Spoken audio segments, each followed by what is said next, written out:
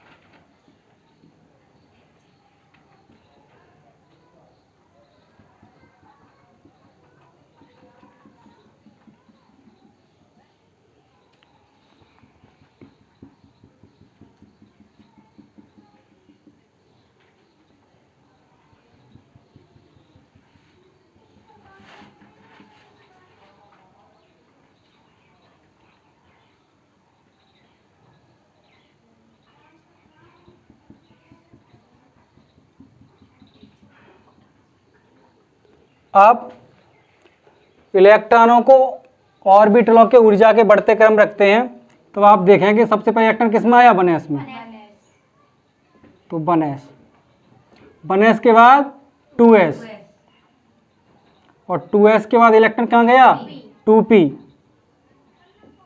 और 2p के बाद 3s, और 3s के बाद घूम के कहाँ गया, 3p, और 3p के बाद 4s, 4s के बाद ये गया 3d, और 3d के बाद आ गया 4p, और 4p के बाद आया 5s, और 5s के बाद ये हो गया 5s, और यहाँ पे चला गया तो 4d, और 4d के बाद 5p, और 5p के बाद 6s। इस प्रकार डॉट डॉट डॉट ये चलता रहता है। अब आपको याद रहे, s ऑर्बिटल में इलेक्ट्रॉनों की संख्या होती है वो 1 से लेके 2 तक हो सकती है, और p में इलेक्ट्रॉन की संख्या जो होती है वो 1 से लेके 6 तक होती है, और जो d में होती है वो इलेक्ट्रॉन की संख्या 1 से लेके 10 तक हो सकती है, और f ऑर्बिटल में इलेक्ट्रॉन की संख्या 1 से लेके 14 तक हो सकती है। अब इलेक्ट्रॉनों को ऊर्जा के बढ़ते क्रम में रखना क्या कहलाता है, अफवाह नियम कहलाता है। फॉर एग्जाम्पल, आपने मान के चलो सोडियम का आपको इलेक्ट्रॉन कॉन्फ़िगरेशन करना है। कितना करना है, सोडियम का। ठीक, आप छोटी सी हमारी कहानी को समझें। जैसे मान के चलो आपके यहाँ कोई दावत चल रही है। क्या चल रही है, दावत चल रही है। उसमें दावत में सभी लोग बैठे हैं। लोग जो बैठे हैं वो SPDF नाम के हैं। तो दावत का कोई एक फॉर्मूला नहीं होता है कि कोई व्यक्ति 4 पूड़ी खा रहा है तो दूसरा व्यक्ति भी 4 ही खाए। कोई 2 खाता है तो 1 खाता है, कोई 6 खाता है, कोई 10 खाता है।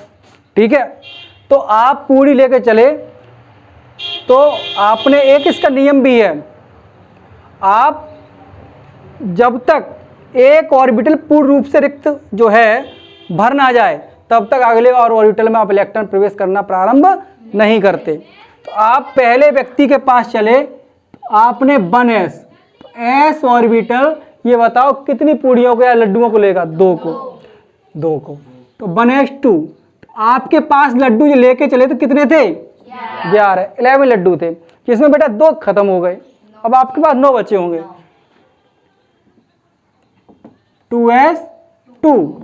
असरा दूसरे व्यक्ति को भी मात्र 2 लड्डुओं की रिक्वायरमेंट थी, इसने भी 2 मांगे। तो आपका ये अच्छा पात्र तो कोई है नहीं कि इलेक्ट्रॉन खत्म नहीं होंगे इसमें।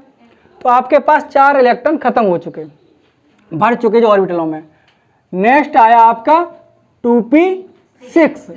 2p6, तो आपके हो गए 10 इलेक्ट्रॉन।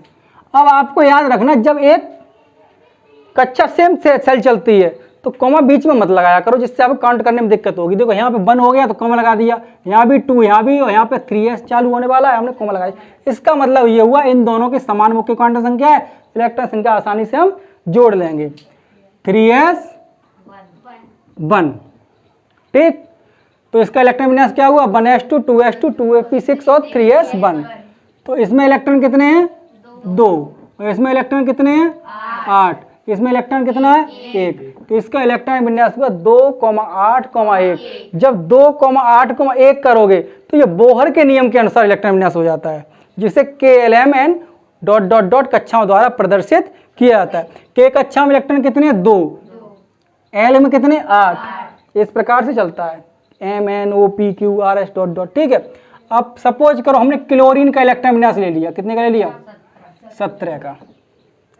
तो आपका हुआ 1s2, 2s2, 2p6,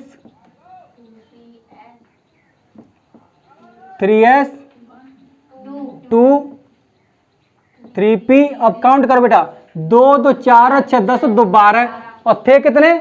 17, बचे कितने? 5। तो 3p5। तो आपका भाई 2 8 7। इसका मतलब इसके एक्सटर्नल सेल में बाह्यतम कोश में इलेक्ट्रॉन संख्या कितनी है? 2 है। कितनी है? सॉरी 7। कितनी है? 7। अब मान के चलो आप क्रोमियम का कर रहे हो 24 का, ठीक, 24 का कर रहे हो।